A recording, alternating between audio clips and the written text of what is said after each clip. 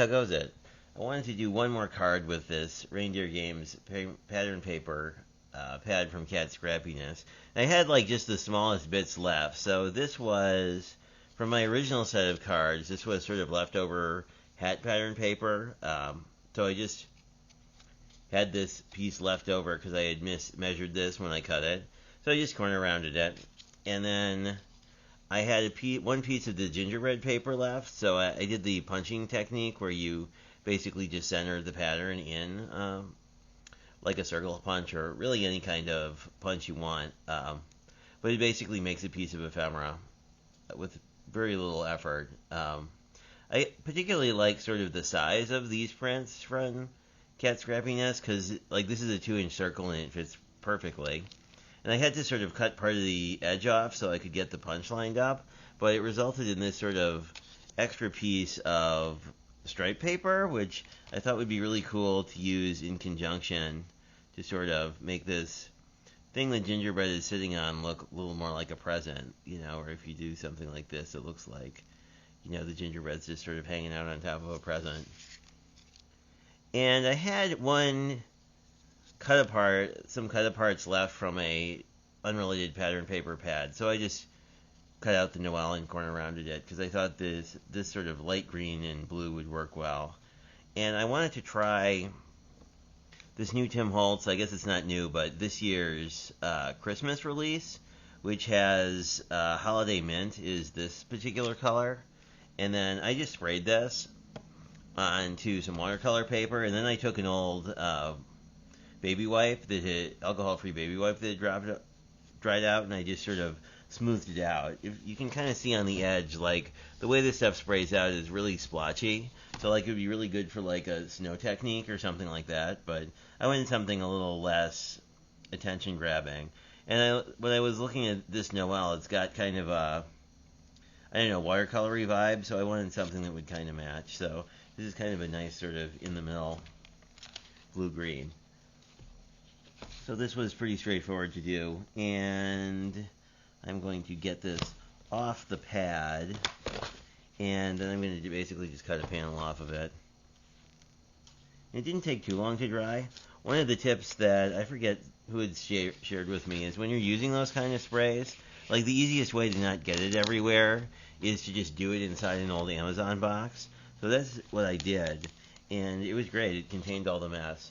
And I don't know, I really like these sort of watercolor blocks for this kind of stuff because this is going to turn into a lot of cards. And this is Fluid 100 paper, which I like a lot. It comes in a whole bunch of different shapes and sizes. If I grab the box I was using to spray this, like you can see this stuff kind of gets everywhere, so definitely contain the mess somehow if you don't want to do a lot of cleaning. So now this is really straightforward. Just going to grab my trimmer. And I know that this is something by 6 inches. I want to say, I don't remember what size this is. It's 6 by 12. So we're going to you get a good amount of cards out of this because you can basically cut this at 4 inches and then go from there. One thing I will sort of caution you is the edges that are adhered to the block tend to get a little bit gummy, so I like to trim those off. And we basically need to make this 5 1/4 anyway. So I'm going to basically make this 5 1/2 and then turn around and make it 5 1/4, and they should exactly line up. And then we have these sort of gummier bits. These you can actually use for other stuff too, like as accent pieces on other cards. So I never really throw away any of the watercolor stuff I've done. So now we have a pretty nice piece of cardstock, essentially. I'm not sure how it reads on the camera, but in real life this looks really metallic. This is also something that's new to me. I bought it a long time ago. It's the Make Art Station. But the surface on this is really easy to clean ink off of, so I use this for my crafting at the actual craft fair. But I think I may use it more day to day. And it also comes with these felt back magnets that are really nice for holding things down when they're gluing, because we're probably going to have to do a bit of gluing to get this guy together. The ruler here is magnetic, so it'll move around a little bit, but it's nice from a centering standpoint because it's got a 0 right in the middle. Anyway, so the first thing I want, and let's see if we can do this with tape. This is a pretty narrow strip, so sometimes that can be a little challenging to actually lay down tape on top of, but we'll see how we do. I think you could probably just tape it. You just need to sort of figure out. Oh yeah, that works.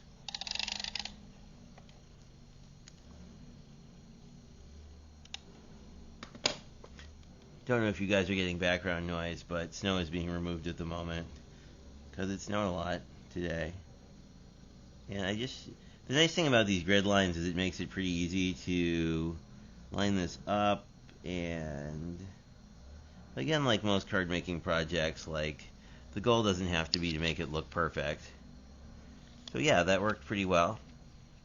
And I'm going to, actually I can just cut off the excess now. You could, of course, depending on what you want to do, right? Like you could leave this long and cut the excess. I think I actually kind of like that. So I'm going to figure out where I want this, and then this should just, I can just tack, well, I don't know. I'll leave it on for now.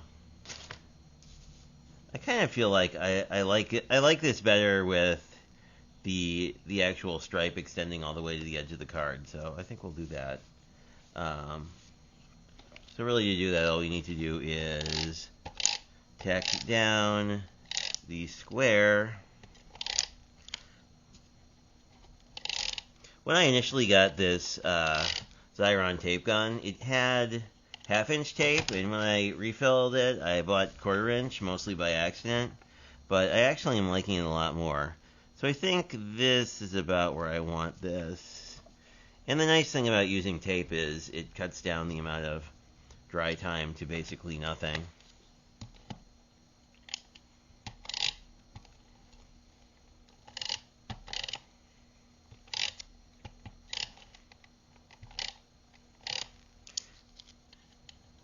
And we could always use a little liquid glue with this too.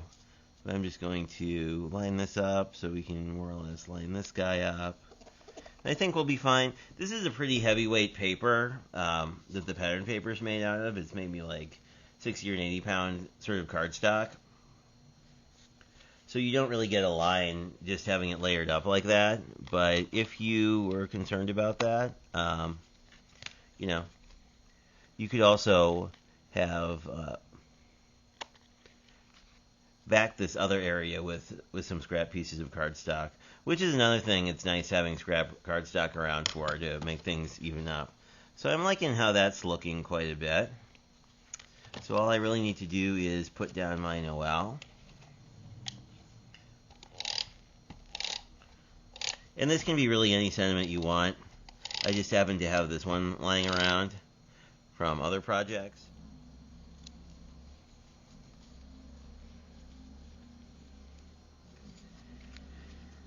There we go, one more cute card. I have a bunch of these yellows left over, which isn't really a Christmas color, but I think it'll really, like, make the blue and green kind of pop. Yeah, it definitely does that.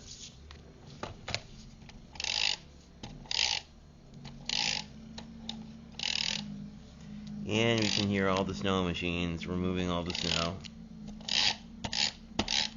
Because really, what's better to do on a snowy day than to work on cards?